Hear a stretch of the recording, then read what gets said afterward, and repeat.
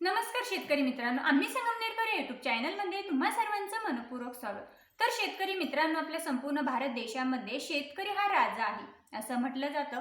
शेतकरी हा जगाचा पोशिंदा आहे असंही म्हटलं जातं. पण खरोखरच आपल्या देशामध्ये, भारत देशामध्ये शेतकरी राजासारखं जीवन जगतो का?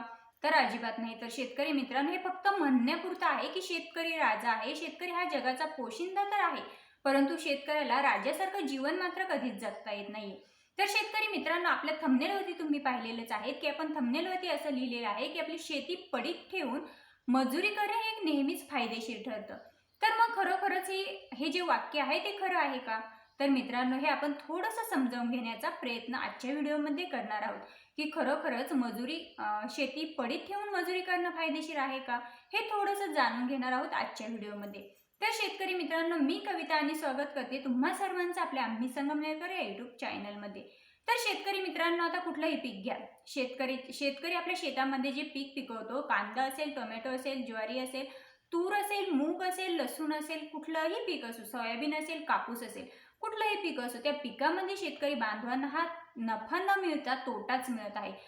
आता आपल्या चॅनलवरती जे काही सबस्क्रायबर आहेत त्यातले 99% मला असं वाटतंय की शेतकरी बांधवच आहेत. तर मग तुम्ही स्वतः आपला विचार करून बघा की आपल्या शेतामध्ये आपण जे काही पीक घेतोय त्यामध्ये किती आपल्याला नफा मिळतोय. मित्रांनो, आता आपलंच जाऊ द्या. आपण शेतामध्ये आता भरपूर पिकं घेत असतो, परंतु कुठल्याही पिकामध्ये आपल्याला नफा मिळत नाहीये. म्हणजे शेतकऱ्याचं असं असतं, 5 ते 10 वर्षातून एका वर्षामध्ये फक्त एखाद्या शेतकऱ्याला लक लागते किंवा एखाद्या शेतकऱ्याच्या पिकाचं उत्पन्न हे शेतकरी बांधवांना भरघोस असं मिळत असतं किंवा त्याचा नफा हा भरघोस मिळत असतो. परंतु बाकी जे 4 ते 5 वर्ष आहे त्यामध्ये तो सलग तोट्यामध्ये जात असतो. याच कारणावरून आपण आजच्या व्हिडिओमध्ये थोडीशी माहिती जाणून घेण्याचा प्रयत्न करणार आहोत.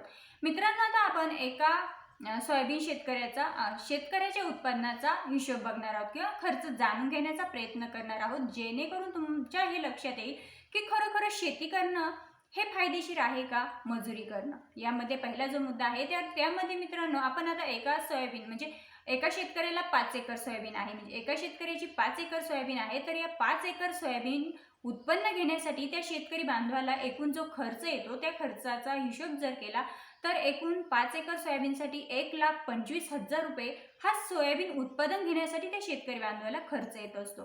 मित्रांनो, आता 5 एकरामध्ये प्रति क्विंटल 4 क्विंटल आपण प्रति एकर 4 क्विंटल जर आपण हिशोब केला तरी पण 5 एकरामध्ये आपल्याला 20 क्विंटल असं उत्पन्न मिळतं.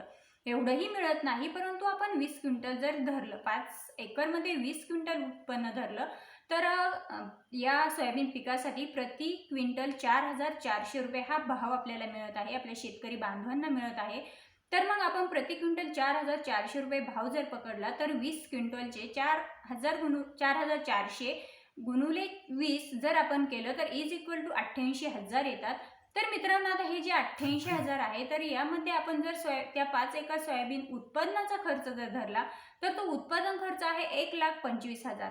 यामध्ये जे उत्पन्न आपल्याला निघालेलं आहे, म्हणजे जे आपण पिकाचं जे उत्पन्न नफा घेतलेला, जी किंमत पिकाची जी किंमत घेतलेली आहे सोयाबीन विकल्यानंतर, तर ते आपल्याला मिळतात फक्त आणि फक्त 88,000 रुपये. म्हणजेच आता 1,25,000 रुपयामधून आपण जर 88,000 वजा केले तर आपल्याला खाली राहतात 37,000 रुपये. म्हणजे हे 37-38,000 रुपये आपल्याला जे मिळतात, तर ते सुद्धा आपण सर्व मजुरी, म्हणजे जो खर्च आहे सोयाबीनचा, 5 एकर शेतीच्या सोयाबीन उत्पादनासाठी आपण जो खर्च केलेला असतो 1,25,000 रुपये, त्यातून आपल्याला उत्पन्न निघतं 88,000 रुपये. म्हणजे 1,25,000 मधून आपण 88,000 रुपये वजा केल्यानंतर आपल्याला 37 ते 38,000 जे रुपये राहतात, तर तो आपला नफा नसून ते आपल्या खिशातून आपल्याला खर्च करावे लागतात ते उत्पादन घेण्यासाठी. म्हणजेच आपण जर विचार केला तर कुठलंही पीक असो, ते उत्पादन घेतल्यानंतर आपल्याला नफा होत नसून आपल्या खिशातले पैसे हे मजुरीसाठी जात असतात. म्हणजे जर आपण विचार केला तर आता सोयाबीनचं जे पीक आहे तर ते 6 महिन्यांचं असतं.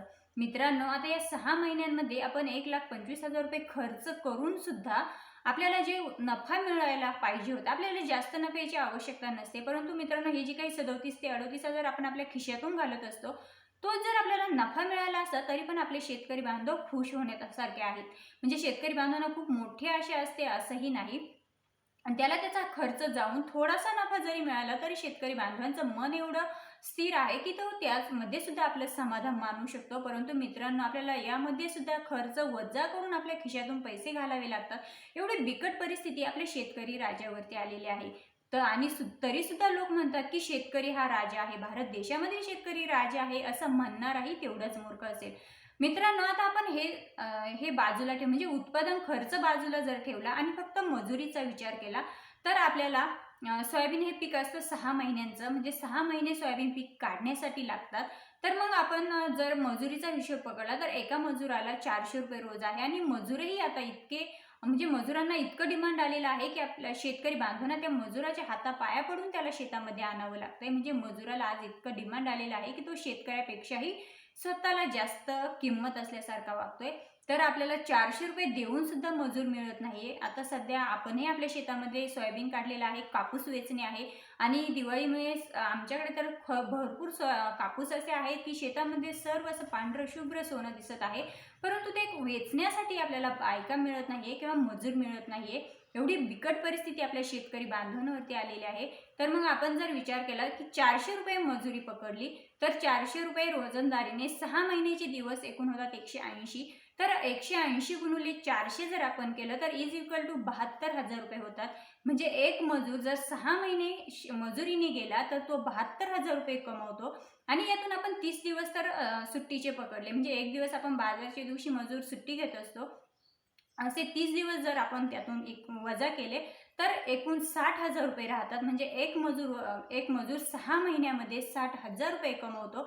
आणि त्या मजुराला काय खर्च असतो? त्या मजुराला कुठल्याही प्रकारचं खते आणायचं नाहीये, बियाणे आणायचं नाहीये, कुठल्याही प्रकारची वखरणी करायची नाहीये, खुरपणी करायची नाहीये किंवा कुठल्याही प्रकारच्या औषधे फवारणी करायची नाही, औषधे आणायची नाही, कुठलाही खर्च नाही किंवा ताडपत्रे आणायची नाही, पाऊस आला धावपळ करायची नाहीये, कुठल्याही प्रकारचं त्या मजुराला कष्ट घ्यायचं नाहीये.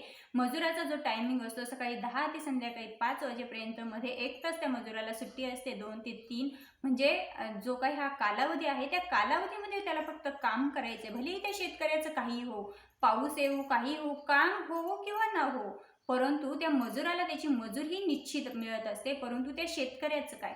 जो शेतकरी इतका खर्च करून, इतकी मेहनत करून जे आपलं पीक आणत असतो, खुरपणी करतो, नांगरणी, वखरणी, खूप काही असतं शेतामध्ये, खते, बियाणे, फवारणी, एका पिकाला 3 ते 4 फवारण्या माराव्या लागतात. ते एवढं सर्व करून सुद्धा तो शेतकरी तोट्यात जातो.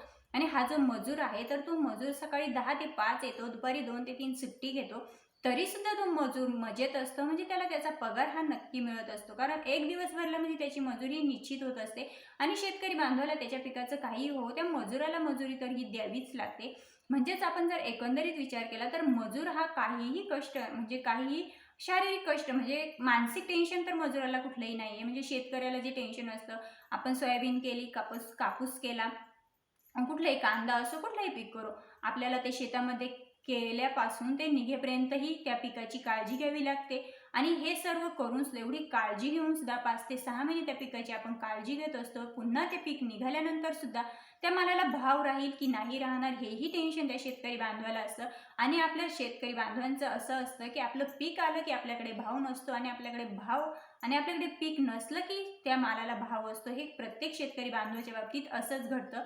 त्यामुळे जर आपण एकंदरीत जर संपूर्ण विचार केला तर शेतकरी बांधवांचं जीवन हे खूप धोक्याचं आलेलं आहे. आणि यामुळे बेरोजगारी वाढली आहे, किंवा यामुळे शेतकरी बांधवांचं आत्महत्या करण्याचं प्रमाण हे खूप वाढलेलं आहे. म्हणजेच आपण आजच्या व्हिडिओमध्ये थोडंसं शेतकरी आणि मजुरी, शेती करणं आणि मजुरी करणं यामध्ये जो काही फरक आहे तो जाणून घेण्याचा प्रयत्न केलेला आहे.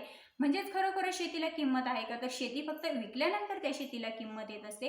परंतु ती शेती जोपर्यंत आपल्याकडे आहे, किंवा त्या शेतीमध्ये आपण जो शेतमाल करत आहे त्या शेतमालाला काडीचीही किंमत आजच्या युगामध्ये तरी पाहायला मिळत नाही. हे म्हणजे शेतकरी बांधवाला कुठल्याही प्रकारचं सरकारकडून सुद्धा कुठल्याही प्रकारचं प्रोत्साहन मिळत नाही, किंवा हमीभाव मिळत नसल्यामुळे शेतकरी बांधव आज खूप आणि खूप तोट्यात जात आहे. तर शेतकरी मित्रांनो, तुमचं याबद्दल काय म्हणणं आहे की आपली शेती पडीक ठेवून मजुरी करणं कितपत योग्य आहे, हे तुम्हाला तुमचं मत काय वाटतंय? आणि माझं तरी स्वतः वैयक्तिक जे मत आहे ते म्हणजे आपली शेती पडीक ठेवून आपण मजुरी केली तरी सुद्धा आपण व्यवस्थित आरामात राहू शकतो, किंवा म्हणजे शेतकऱ्यापेक्षा मजुरी करणारा हा आजच्या जगामध्ये किंवा आजच्या सध्याच्या युगामध्ये खूप आनंदी आहे आणि खूपच म्हणजे टेन्शन फ्री आहे असं म्हटलं तरी काही हरकत नाही. तर मित्रांनो, तुमचं याबद्दलचं मत काय आहे हे व्हिडिओच्या कमेंटमध्ये नक्कीच सांगा. पुन्हा भेटूया अशाच नवनवीन आणि महत्त्वपूर्ण माहितींसोबत. तोपर्यंत जय हिंद, जय महाराष्ट्र.